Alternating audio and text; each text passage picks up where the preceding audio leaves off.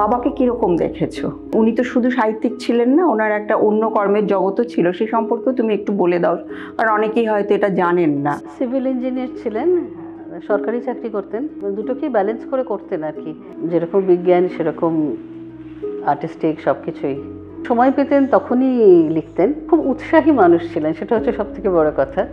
যে কোনো একটা বিষয়ে হয়তো উনি জানলেন, জেনে ওনার মানে কি আশ্চর্য এরকম হয়, হ্যাঁ এরকম জেনেই ওনার সেটা নিয়ে কিছু লিখতে ইচ্ছে করবে, সকলকে জানাতে ইচ্ছে করবে। মূল বিষয়টাই হচ্ছে সকলকে জানাতে হবে। এটা সাংসারিক দায় দায়িত্বর ব্যাপারটাও ওনার সবসময় খেয়াল থাকতো। মানে যে কোনো সময় ধরো সন্ধ্যাবেলা অফিস থেকে এসে লিখছেন, সেই সময়ও গিয়ে যদি বলতাম যে বাবা এই অঙ্কটা বুঝতে পারছি না, ও আচ্ছা, সবসময় খাতাটা সরিয়ে রাখলেন, দেখি কী আছে, হ্যাঁ দেখলেন, তারপর বোঝালেন আমাকে। আর সে মানে বাবা মানে বোঝাতেনও ভীষণ ভালো, মানে এত ভালো পড়াতেন, ভীষণ ভালো। মানে অঙ্ক টঙ্ক বাবার কাছে এত ভালো বুঝেছি। তোমার লেখাগুলো বড্ড কঠিন লাগে, আমি বুঝতে পারি না, এরকম কোনো কথা কখনো বলেছো? আচ্ছা মৌদি, তুমি বলছিলে তোমাকে তোমার বাবা কোনো বই উৎসর্গ করেছিলেন। মানে এগুলো হচ্ছে চরিত্রগুলো পিঁপড়ে, হ্যাঁ পাখি, গিরগিটি, এগুলো কিন্তু এগুলো সবই সিম্বলিক, একটা পলিটিক্যাল অবস্থার সিম্বলিক ব্যবহার। এটা আমাকে উৎসর্গ করা হয়েছে যখন তখন আমার 5-6 বছর বয়স। আমার পক্ষে এই ভাষাটাও কঠিন তো ছিলই, মানে যদিও মানে অ্যাজ দো বাচ্চাদের গল্পই হচ্ছে, কিন্তু বিষয়টা খুবই গভীর আর কি। হ্যাঁ নাটক হতো, সব বাচ্চাদেরকে দিয়ে একটা করে নাটক করানো হতো।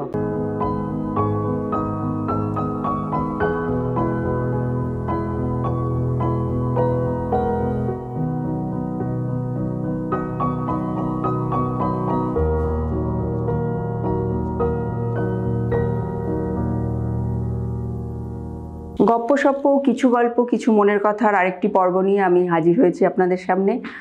আজকের যিনি অতিথি, তার সঙ্গে গপ্পসপ্প এই শব্দ দুটোর খুব নিবিড় সংযোগ রয়েছে। নারায়ণ সান্যাল, বিখ্যাত সাহিত্যিক, বাংলা সাহিত্য জগতের একটি দিকপাল নাম, তার কন্যা মৌ সান্যাল আজ আমাদের সঙ্গে রয়েছেন। মৌদি, তোমাকে অনেক অনেক স্বাগত আমাদের অনুষ্ঠানে। আজকে আমরা তোমার কাছ থেকে নারায়ণ সান্যালের সম্পর্কে শুনবো এবং তোমার সম্পর্কেও শুনবো, কারণ মৌদি খুব ভালো গান করে, ভীষণ সুন্দর গান করে, সুতরাং মৌদির গানও শুনবো এবং অবশ্যই নারায়ণ সান্যাল সম্পর্কে অনেক অজানা তথ্য আমরা মৌদির কাছ থেকে শুনতে পাবো। মৌদি, কেমন লাগে একজন বিখ্যাত সাহিত্যিকের মেয়ে হয়ে? এটা কি চাপ, নাকি এটা একটা গর্ব তো বটেই, কিন্তু কোনো সোশ্যাল প্রেশারও কি ফিল করো এর জন্য? ছোটবেলায় করতাম, এখন আর করি না। আর বাবাকে কিরকম দেখেছো? কারণ উনি তো শুধু সাহিত্যিক ছিলেন না, ওনার একটা অন্য কর্মের জগতও ছিল, সে সম্পর্কেও তুমি একটু বলে দাও, কারণ অনেকেই হয়তো এটা জানেন না। সিভিল ইঞ্জিনিয়ার ছিলেন, সরকারি চাকরি করতেন, এই আর কি। আর তো দুটোকেই ব্যালেন্স করে করতেন আর কি, চাকরিও করতেন এবং এতগুলো বই লিখেছেন, এত রিসার্চ ওয়ার্ক করেছেন, আর ডিফারেন্ট মানে বিভিন্ন রকমের বই গল্প লিখেছেন উনি। বিষয়ের মানে যেরকম বিজ্ঞান সেরকম আর্টিস্টিক সব কিছুই। তো উনি এই এত কিছু ব্যালেন্স করে চলতেন কিভাবে? মানে ওনার কি লেখার একটা কোনো নির্দিষ্ট সময় ছিল? নির্দিষ্ট সময় কিছু ছিল না, মানে সারাদিনই অ্যাকচুয়ালি, মানে বাবার ওটা প্যাশন ছিল তো, মানে যখনই সময় পেতেন তখনই লিখতেন। আর খুব উৎসাহী মানুষ ছিলেন, সেটা হচ্ছে সবথেকে বড় কথা। যে কোনো একটা বিষয়ে হয়তো উনি জানলেন, জেনে ওনার মানে কি আশ্চর্য এরকম হয়, হ্যাঁ এরকম জেনেই ওনার সেটা নিয়ে কিছু লিখতে ইচ্ছে করবে, সকলকে জানাতে ইচ্ছে করবে। মূল বিষয়টাই হচ্ছে সকলকে জানাতে হবে এটা। হ্যাঁ তো সেটা জানাবার জন্য তখন উনি ওটার উপর আরও রিসার্চ ওয়ার্ক করবেন, করে একটা বই লিখবেন, এরকম ব্যাপার ছিল। আর যেটা তুমি বলছো যে আর কি নির্দিষ্ট সময় বলতে কিছু না, বাবা ঘুম থেকে উঠেই মানে মুখটুক ধুয়ে রেডি হয়ে ব্যাস লিখতে বসে গেলেন। তারপর যখন অফিসের সময় হলো, উঠে রেডি টেডি হয়ে অফিস চলে গেলেন। তারপরে আবার অফিস থেকে ফিরে এলেন, এসেও আবার জলখাবার খেয়ে আবার খানিকক্ষণ লিখলেন, আবার রাতের খাওয়া দাওয়া করে ঘুমিয়ে পড়লেন, এরকম।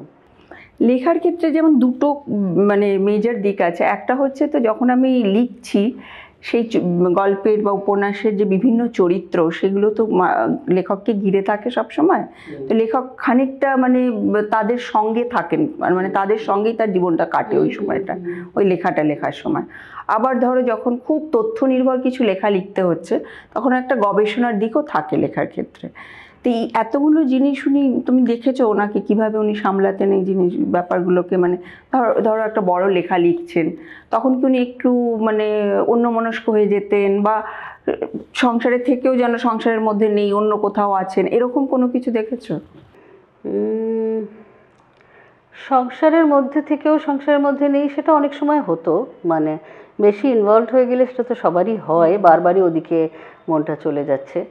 কিন্তু মানে সাংসারিক দায় দায়িত্বর ব্যাপারটাও ওনার সবসময় খেয়াল থাকতো। মানে যে কোনো সময় ধরো সন্ধ্যেবেলা অফিস থেকে এসে লিখছেন, সেই সময়ও গিয়ে যদি বলতাম যে বাবা এই অঙ্কটা বুঝতে পারছি না, ও আচ্ছা, সঙ্গে সঙ্গে খাতাটা সরিয়ে রাখলেন, দেখি কী আছে, হ্যাঁ দেখলেন, তারপর তারপর বোঝালেন আমাকে। আর সে মানে বাবা মানে বোঝাতেনও ভীষণ ভালো, মানে এত ভালো পড়াতেন, ভীষণ ভালো, মানে অঙ্ক টঙ্ক বাবার কাছে এত ভালো বুঝেছি, খুব ভালো পড়ালেন। আবার চলে গেলাম, আবার ওটা সরিয়ে রেখে আবার নিজের খাতায় আবার লিখতে শুরু করলেন। মানে ওই সুইচ অন সুইচ অফটা খুব চট করে করতে পারতেন। হ্যাঁ, একটা হয়তো একটু কষ্ট হতো কিন্তু সেটা মানে ম্যানেজ করে নিতেন। তারপরে ওনার লেখার যা ধরন ছিল তাতে তো গবেষণারও বিরাট প্রয়োজন পড়তো ওনার। তার জন্য উনি লাইব্রেরিতে যেতেন, কারণ এখনকার মতো তো তখন হাতের মুঠোর মধ্যে সবকিছু ছিল না। ঠিক ঠিক ঠিক, উনি লাইব্রেরিতে গিয়ে যেতেন, হ্যাঁ, গবেষণা করতেন। তোমার কিছু তুমি কখনো কি তোমার বাবাকে বলেছো যে আমার এই তোমার লেখাগুলো বড্ড কঠিন লাগে, আমি বুঝতে পারি না, এরকম কোনো কথা কখনো বলেছো? সেটা বাবা জানতেনি, বাবা তো আমাকে পড়াতেনি। আমার কদ্দূর যে বাংলার দৌড় সেটা তো বাবা জানতেনি। হ্যাঁ, সব কিছু হয়তো সব বয়সে পড়তে পারিনি, আর কিন্তু সেটা বাবা জানতেন। কিন্তু আবার আরেকটু বড় হয়ে তখন পড়তে পারতাম, বুঝতে পারতাম। হ্যাঁ, তুমি কি বলছো আমি বলেছি কি না বাবাকে বড্ড কঠিন? এইটা বলে কোনো লাভ নেই, কারণ বড্ড কঠিন মানে বাবা তো চাইতেন আমি আরও আরও ভালো বাংলা শিখি। এটা আবার কি, এটা কোনো মানে সেটাতে আর কি, মানে আমি মানে তোমার যেখানে যেই স্ট্যান্ডার্ডে হওয়া উচিত, I was aiming at where your head should be, তুমি যদি তার থেকে নিচে না পড়ছো তুমি, এটা তোমার দোষ, তোমাকে, হ্যাঁ মানে তোমাকে নিজের মাপটা উপরে আরো তুলে নিয়ে যেতে হবে। হ্যাঁ, আরো আরো বাংলা ভালো শেখো, এটা। আচ্ছা মৌদি, তুমি বলছিলে তোমাকে তোমার বাবা কোনো বই উৎসর্গ করেছিলেন, সেই বইটা তোমার কাছে আছে? হ্যাঁ, এনেছো তুমি? একটু দেখাবে? হ্যাঁ হ্যাঁ, এইটা হচ্ছে, এইটা মানে দেখো, মানে এগুলো হচ্ছে চরিত্রগুলো পিঁপড়ে, হ্যাঁ, পাখি, গিরগিটি, এগুলো কিন্তু এগুলো সবই সিম্বলিক, একটা পলিটিক্যাল অবস্থার সিম্বলিক ব্যবহার। হ্যাঁ, তো সেইটা সেরকমভাবে লেখা, যেভাবে লেখা, এটা আমাকে উৎসর্গ করা হয়েছে যখন তখন আমার 5-6 বছর বয়স। আমার পক্ষে এই ভাষাটাও কঠিন তো ছিলই, মানে যদিও মানে অ্যাজ দো বাচ্চাদের গল্পই হচ্ছে, কিন্তু বিষয়টা খুবই গভীর আর কি। হ্যাঁ, তো সেটা লিখেছিলেন আমাকে, একটা খুব উৎসর্গ করেছেন এইটা, তো সেটা উনি বুঝতেই পারতেন যে। তুমি পড়ে দাও একটু, তোমাকে যে উৎসর্গ করেছে। চিঠি একটা। মৌমা, ডাক্তার কালীচরণ লাহিড়ীর নাম তুমি শোনোনি? তিনি তোমার দাদুর দাদু, মহাত্মা রামতনু লাহিড়ীর ছোট ভাই। তাঁর কৃষ্ণনগরের বাড়িতে আজ তারিখের ঠিক 100 বছর আগে একজন শিশু জন্মগ্রহণ করেছিলেন, তার নাম চিত্তসুখ সান্যাল, তোমার দাদু। তিনি যখন তোমার মতো ছোট তখন অ্যালিসের গল্প পড়তেন, হয়তো বালক বা কঙ্কাবতীও পড়তেন, ঠিক জানি না। আমি যখন তোমার বয়সী তখন তিনি আমাকে একটি আশ্চর্য বই উপহার দিয়েছিলেন, তার নাম লাল কালো। আমার ছেলেবেলায় সেসব বই আমাকে হাত ধরে তেপান্তরের মাঠে কাঁকুড়শিঙে পাড়ায় নিয়ে যেত। অমন বই কোথায় পাবো? তাই আজ তোমাকে দিলাম কালো কালো। এ বইয়ে সবটাই কালো। তা বলে মৌমা ছি বলো না যেন। কি করব বলো, আজ যে আমার হাতে শুধুই কালি। তুমি যখন আমার মতো বড় হবে তখন হয়তো এই কালো কালো বই, এই কালোয় কালো বই থাকবে না। না থাক, ভগবানের কাছে প্রার্থনা করি সেদিন তুমি যেন তোমার খোকা খুকুকে নতুন বই লিখে উপহার দিতে পারো। বইটা তুমি লিখবে, শুধু নামটা আমি দিয়ে যাই, কেমন? তোমার সেই বই হোক আলোয় আলো। আহা, তোমার বাবা। বাহ, তো সেই আলোয় আলোয় বই লেখা হলো? না গো, লেখা হয়নি। তো লেখার কথা মনে হলো না? হ্যাঁ, লিখতে হবে এবার। এবার আর ছাড়াছুড়ি নেই, এবার লিখতে হবে। তো লেখা মাঝে মাঝে আসে কি, নাকি ইচ্ছে করে না লিখতে? না, আসে ছোটোখাটো কবিতা ছড়া এরকম। আমি মানে কি বলো তো, ঠিক মানে লিখবো বলে যে লিখেছি তা না, কোনো কারণে লেখা হয়ে গেছে, মানে মাথায় এসেছে লিখে? মাথায় এসেছে লিখেছি। তো তোমার কোনটা লিখতে বেশি সহজ লাগে, মানে কবিতা না গদ্য? মানে কোনটা আসে, মানে স্বাভাবিকভাবে আসে তোমার হাতে? টুকটাক ছড়া ছড়া এগুলো, হ্যাঁ। যেরকম আমার মেয়ে যখন আর কি, আমি যখন ও যখন 2.5 বছর বয়স, তখন আমি চাকরি করতে চলে যেতাম। তো ওর খুব মানে মন খারাপ লাগতো আর কি, ওকে ওকে কাঁদতে দেখে আমার খুব কষ্ট হতো আর কি, কিন্তু আমাকে যেতেই হতো আর কি। তো তখন আমি মানে ওরকম ওর জন্য একটা দুটো ওর তখন লিখেছিলাম এরকম, মানে কোনো একটা ঘটনা ইন্সপিরেশন থেকে লিখেছি এরকম। মানে একজন মানে লেখিকা হতে গেলে যেরকমভাবে লেখার করার কথা সেরকমভাবে নয়, যখন এসেছে লিখেছি। সেই ছড়া দু একটা মনে আছে নাকি, একটু একটু?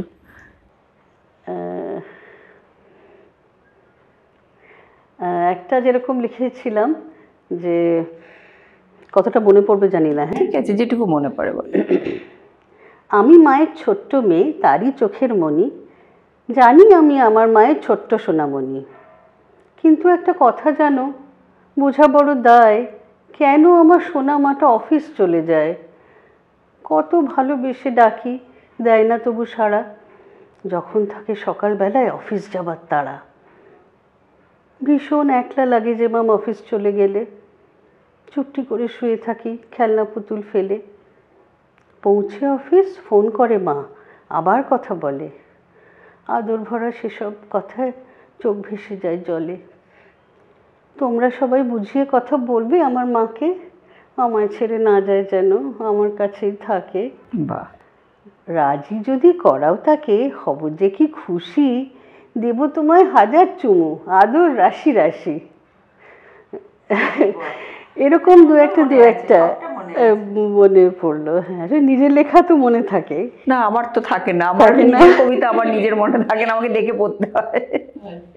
আমার মনে থাকে না। মানে তোমার মানে বহুদিন আগে লিখেছো তুমি এই কবিতা, কিন্তু ছড়াটা কিন্তু মনে আছে তোমার? আমাকে একটা ওরই এক বন্ধু একটা প্রজেক্টের জন্য বলেছিল যে একটা ঘুড়ির ছবি দিয়ে একটা কিছু তলায় কিছু কোটেশন দিতে হবে, বা একটা কিছু লিখে দিতে হবে, তুমি একটা কিছু বলো তো, একটা কোটেশন কি ঘুড়ি নিয়ে কি লিখে দেওয়া যায় তলায়। তো তখন বানিয়েছিলাম, মানে তখন যেটা বানানো আসছে আর কি, যে আমি একটি ঘুড়ি আকাশপথে উড়ি, মাঝখানেতে কতই ঘুড়ি কাটছি নড়ি চড়ি, সদাই আমার ইচ্ছে জাগে মেঘের পিঠে চড়ি, ধ্যাত্তার ইচ্ছাই লাটাই দাদা রাখছে আমায় ধরি। তুমি তো ছড়ার মানুষ, ছড়া লেখো। এখন তো ছড়া লেখা খুব বেশি হয় না। ওই আর কি, যখন মানে এসে গেছে এরকম আর কি। আর যখন এখন মানে এখনকার বাচ্চারা যেমন বাংলা শিখতে চায় না, এরকম ছোট ছোট ছড়া পেলে তো তাদের মজা লাগবে, ভাষাটার প্রতি একটা আগ্রহ জন্মাবে। না একটু ছড়া আমরা লেখা হয় তো। পরবর্তীকালে তোমার ছড়ার বই দেখতে চাই। সুন্দর ছড়া বেশ, এগুলো যেগুলো স্মৃতিতে আছে, লেখা আছে খাতায় নাকি স্মৃতিতেই আছে শুধু? অনেক কিছু ওই মানে কোথাও একটা লিখেছি, সব জড়ো করতে হবে। তা আবার বাবার কথায় ফিরে যাই, যে বাবার লেখা যে বইগুলো খুব জনপ্রিয়, সেরকম 2-3টে বইয়ের কথা একটু বলো আমাদের, শুনি আমরা। অনেক বই তো জনপ্রিয়, অপরূপা অজন্তা তো যেরকম রবীন্দ্র পুরস্কার প্রাপ্ত, বিশ্বাসঘাতক তো আইকনিক লেখা একটা। আরও তো লাডলি বেগমটা তো আমার খুব প্রিয় গল্প উপন্যাস। আর কোনটা ছেড়ে কোনটা বলবো, নামানুষী বিশ্বকোষ পুরোপুরি একটা করে, সে ওটাতেও মানে বাবার অনেক কিছু, মানে একটা কোনো জীবজন্তু সম্বন্ধে জানতে পেরেছি, এটা কি আশ্চর্য ব্যাপার। যেরকম বাবাকে মানে যে আমাদের যে দেশ পাবলিশিংয়ের যিনি মালিক আর কি, ওদের একটা দীঘায় একটা হোটেল করেছিলেন ওরা। তো বলেছিলেন যে আচ্ছা এটার ইয়েটা কী করবো, ওই যে যেটাকে কি বলে, লোগো। হ্যাঁ, লোগোটা কি করব। তো যেহেতু দীঘা সমুদ্রের পাশে, ব্লু ভিউ বোধহয় ওদের হোটেলটার নাম, তো বাবা করেছিলেন সি হর্সের একজোড়া করেছিলেন। এবং সি হর্সের মজাটা হচ্ছে ওটা বাবা হয়, বাবার যেরকম ক্যাঙ্গারুর পেটে থাকে বাচ্চা, সেরকম সি হর্সের পেটে থাকে বাচ্চা, বাবাই মেন দেখাশোনা করে। তো সেই জন্য মানে যেখানে বাবা এত দায়িত্বশীল, সেটা মানে হাউ হাউ স্ট্রেঞ্জ, একটা অ্যানিমাল ওয়ার্ল্ডে এরকম ব্যাপার আছে, সেই জন্য ওটাই ছিল লোগো করেছিলেন উনি। আচ্ছা। তো এইগুলো বাবাকে মানে ভীষণ ইন্টারেস্ট করতো, বলতেন যে জানিস এরকম ব্যাপার আছে এই সেই। তারপর তো এনসাইক্লোপিডিয়াতে নানান রকম কত রকমের জীবজন্তুর কত রকমের আশ্চর্য চরিত্র আর কি, সেগুলো বলা। আর তুমি কালকে বলছিলে কিছু কার্টুনের গল্প আর এগুলো শোনাচ্ছিলে, মানে পারিবারিক জমায়েতে তোমরা নানান রকম মজার মজার খেলা খেলতে। আমাদের পারিবারিক জমায়েত মানে যে এখন যেরকম বিয়েগুলো সব ইভেন্ট ম্যানেজাররাই সব কিছু করছে, তখন তো তা ছিল না, বাড়ির লোকেরাই সব কিছু করতো, বাড়ির লোকেরাই তত্ত্ব বানাচ্ছে, এ করছে। তো যেটা আর কি হতো মানে বিয়ে বাড়ির সময় তো সকলে ওই যে আত্মীয় স্বজন 1 মাস আগে থেকে এসে থাকতেন না, মানে তো ওরকম। এবার কি হতো মানে ওই যখন আর কি অনেক বাড়িতে লোকজন হয়ে গেছে, ওই সময় সব বাড়ির ছেলেমেয়েদেরকে নিয়ে উনি একটা নাটক হয় লেখা, নয় কোনো নাটক আগে মানে সেগুলো করা, হ্যাঁ, কোনো গল্প নিয়ে করানো, সেসব ব্যাপারগুলো করতে। তুমি কার্টুনের কথা বলছিলে, হ্যাঁ, কার্টুন হচ্ছে যে মানে বাবারা একটা ঘর মানে বন্ধ করে, বাবা যারা সব মানে সব দাদারা ছবি টবি আঁকে, ওরা সবাই মিলে একটা মানে বিয়ে বাড়ির মধ্যে যা যা মজার ঘটনা ঘটছে, কত রকম ঘটনাই তো হচ্ছে এখন, ওটা দেখার ওপরে মানে তাতে আর কি কিছু একটা হাসির ব্যাপার হয়েছে, কেউ কিছু করেছে, সেইটা নিয়ে একটা কার্টুন হবে, বাবা সেটা ছবি আঁকবেন করে, ওটা মানে গান গেয়ে গিয়ে ওটা নিয়ে মানে একটা ওই মানে বিয়েটা হয়ে গেল, তারপরের দিন রেস্ট ডে আর কি, সেই দিন সবাই হল ঘরে জমা হলো, হল ঘরে জমা হয়ে বাবা ওগুলো ওই ছবিগুলো দেখানো হবে। আজকে আমাদের বিষয়বস্তু হচ্ছে এই যে, যেরকম আমি একটা ঘটনা বলি, বিয়েবাড়িতে মানে সবাই এই যে জামা কাপড় মেলবার জন্য বাড়ির মানে বউরা বলেছে আর কি বাড়ির ছেলেদেরকে, শোনো ওই ছাদে গিয়ে করে দড়ি টাঙিয়ে দাও তো, কাপড় মেলার জায়গা পাচ্ছি না। তো ওরা গিয়ে বাবা জেঠু সব গিয়ে দড়ি টাঙিয়ে দিয়ে এসছেন। এবার বাবা জেঠু সবাই খুব লম্বা লম্বা, ওরা সব অনেক উঁচুতে উঁচুতে টাঙিয়েছেন। এবারে আমার মা, আমার একজন বৌদি, ওরা সবাই মাথায় ছোট আর কি, হ্যাঁ, এবারে ছোটোখাটো চেহারা, ওরা গিয়ে ওখানে খুব কষ্ট করে এত উঁচুতে, এবার ওদের খুব কমপ্লেন যে আর কি, আরে টাঙিয়েছো তো বুঝলাম, এত উঁচুতে কেউ টাঙায়? তো ফিরে এসেও সবাই বলছো তোমরা, হ্যাঁ টাঙিয়েছো কেন, আমরা তো সব করে দিয়েছি, আমরা এত কষ্ট করে দিলাম, ছেলেরা বলছে তো যে হ্যাঁ, কিন্তু তোমরা এমন করেছো, এত উঁচুতে করেছো, এদের কোনো বুদ্ধি নেই, এত উঁচুতে আমরা টাঙাতে পারি এসে। সেটা হয়ে গেছে। তারপরে ওই দিন দেখা গেল একটা কার্টুন হয়েছে, যে মা আর আমার সেই বৌদি দুজনে বলছেন যে এমন বাড়িতে আমাদের বিয়ে হয়েছে, এদের বাড়ির সবাই জিরাফ, হ্যাঁ, যে দেখা যাচ্ছে কতটা জিরাফ এদিক থেকে ওদিক থেকে মুখ বাড়িয়ে রয়েছে, যে এদের এই জিরাফের পরিবারে আমাদের বিয়ে হওয়াতে আমাদের খুব খারাপ হয়েছে ব্যাপারটা। এরকম মানে একটার পর একটা এরকম কার্টুন হতো। তারপরে নাটক হতো, সব বাচ্চাদেরকে দিয়ে একটা করে নাটক করানো হতো।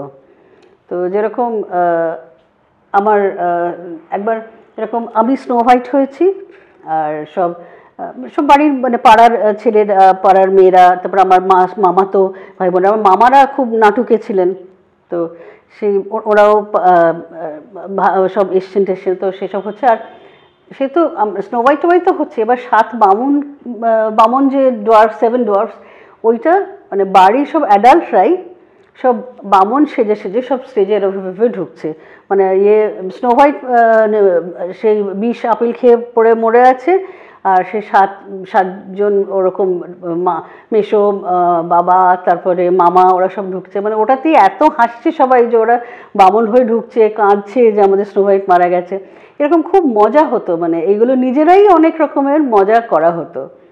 মৌদি, তোমার যে এই যে ছড়া লেখার এই যে গুণটা, এই গুণ নিয়ে তুমি কিন্তু তোমার গানের সঙ্গে সেই ছড়ার গুণটা মিলিয়ে দিয়ে একটা সুন্দর একটা ক্রিয়েটিভিটি তৈরি করেছো তুমি তোমার, সেটা হচ্ছে একটা প্যারোডি, সেটা একটু আমাদের শোনো।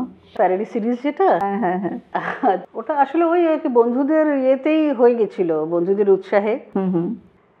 আচ্ছা, এটা হচ্ছে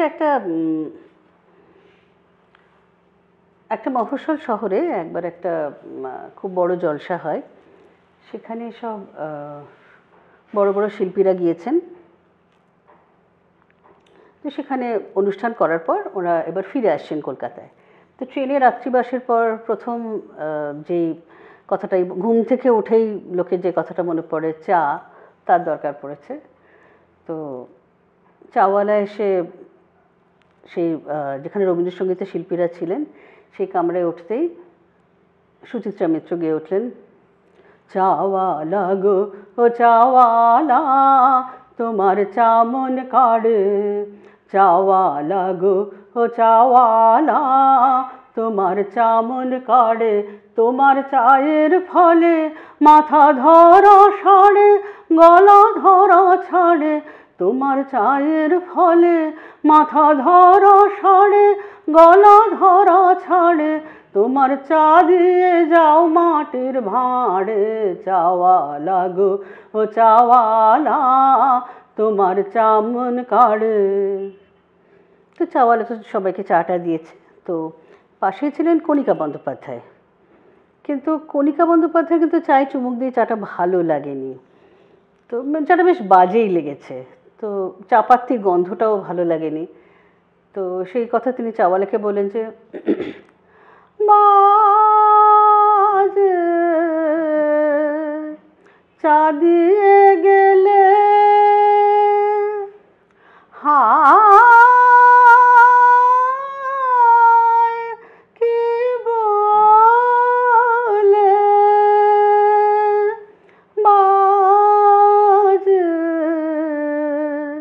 চা দিয়ে গেলে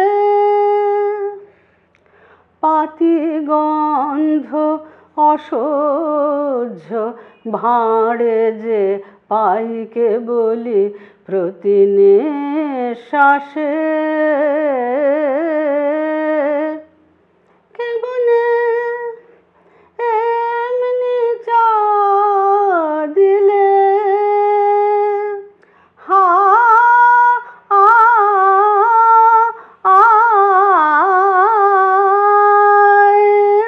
বাজে চা দিয়ে গেলে। তখন এই শুনেন তো চাওয়ালা তাড়াতাড়ি ওই কামরা থেকে চলে গেছে, মানে নেমে গেছে। তো এদিকে পাশের কামরাতেই ছিলেন আধুনিকের শিল্পীরা। তো সেখানে ছিলেন হেমন্ত মুখোপাধ্যায় আর কিশোর কুমার। ওরা আবার আধুনিকের কামরা থেকে মাঝে মাঝে এই কামরাতেও আসা যাওয়া বজায় রেখেছিলেন। তো যখন ওরা এরকম আসছেন মাঝপথেই চাওয়ালার সঙ্গে দেখা হয়েছে। তো ওরা চা চেয়ে খেয়েছেন। তো কিশোর কুমারের কিন্তু চায়ে মিষ্টিটা কম লেগেছে। তো ওই জন্য তিনি চাওয়ালাকে বলেন যে, আরও চিনি দাও চায়ে ও গো চাওয়ালা, চিনির খরচ বাঁচাও চায়ে, চিনির খরচ বাঁচাও চায়ে, চিনি কম দিয়ে আরও চিনি দাও চায়ে ও গো চাওয়ালা। তো চাওয়ালার তো চাটা খেয়েছেন। পাশে ছিলেন হেমন্ত মুখোপাধ্যায়। হেমন্ত মুখোপাধ্যায়ের আবার একটু ভোরবেলা চা খাওয়ার অভ্যেস। তো উনি জানলা দিয়ে দেখেছেন যে চাওয়ালা রয়েছে, উনি জানলা দিয়ে চাওয়ালাকে অনেক ডাকাডাকি করেছেন, কিন্তু চাওয়ালা বুঝতে পারেনি, শুনতে পায়নি। তো সেই কথা উনি চাওয়ালাকে বলছিলেন যে, এদিন তোমায় ডেকেছিলাম ভোরবেলায়, তুমি ভোরের বেলা গিয়ে দাঁড়িয়েছিলে ওই ওপাশে চায়ের কেটলি হাতে, আমি দূর থেকে ওই কেটলিটাকে আহা দু চোখ ভরে দেখে নিলাম, এদিন তোমায় ডেকেছিলাম ভোরবেলায়।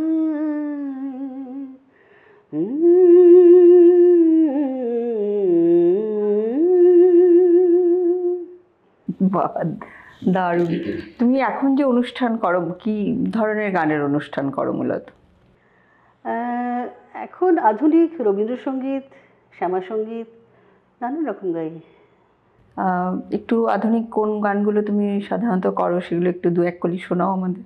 আজকে যেহেতু বাবার প্রসঙ্গই উঠছে, বাবার প্রসঙ্গই মূলত আমরা বলছি। একটা বাবার মেয়ের সম্পর্ক নিয়ে একটা গান গাই। কাটে না সময় যখন আর কিছুতেই, বন্ধুর টেলিফোনে মন বসে না, জানলার গ্রিলটাতে ঠেকাই মাথা, মনে হয় বাবা যেন বলছে আমায়, আয় খুকু আয়, আয় খুকু আয়, আয় খুকু আয়, আয় খুকু আয়। ছেলেবেলার দিন ফেলে এসে সবাই আমার মতো বড় হয়ে যায়, জানি না কজনে আমার মতো মিষ্টি সে পিছু ডাক শুনতে যে পায়, আয় খুকু আয়, আয় খুকু আয়। তুমি গানের শিক্ষা তোমার কি রবীন্দ্রসঙ্গীত আধুনিক আলাদা আলাদা গুরুর কাছে শিক্ষা নিয়েছো? কিরকম, কাদের কাদের কাছে কি? দক্ষিণীতে রবীন্দ্রসঙ্গীত শিখেছি, মায়া সেনের কাছেও শিখেছি, বিমান মুখোপাধ্যায়ের কাছে নজরুলগীতি শিখেছি, আর ক্লাসিক্যাল তো অনেকের কাছেই শিখেছি। আরতি বাগচির কাছে প্রথমে শিখেছি, তারপরে শ্রীকান্ত বাকরের কাছে, উস্তাদ নাসিম আহমেদ খানের কাছে, শ্রীকান্ত বাকরের কাছে, তারপরে উমাদের কাছে, শ্রদ্ধেয় সকলের কাছেই আমি অনেক কিছুই পেয়েছি। তোমার আগামী গানের কোনো প্রজেক্ট আছে, কিছু মাথায় আছে চিন্তা, কোনো পরিকল্পনা গান নিয়ে? কারণ এখন ধরো সিডি বেরোয় না, একটা সময় যেমন সিডি বেরোতো, লোকে ভাবতো যে আচ্ছা এই কটা গান সিডি করব, সেরকম তো এখন আর হয় না। এখন শিল্পীকে নিজের গানের প্রোডাকশন নিজেকেই করতে হয়। তো সেই নিয়ে তোমার কোনো চিন্তা ভাবনা আছে নিজের গান নিয়ে? সেরকম খুব কিছু যে ভেবেছি তা নয়, তবে রবীন্দ্রসঙ্গীত অনেক গাইবার ইচ্ছে আছে। আর অ্যাকচুয়ালি ডিএল রায় অনেকগুলো গান গাইবার, মানে আমরা রিসেন্টলি ডিএল রায়কে নিয়ে একটা অনুষ্ঠান করলাম। মানে ডিএল রায় অ্যাকচুয়ালি আমার ঠাকুরদার মামা। আচ্ছা।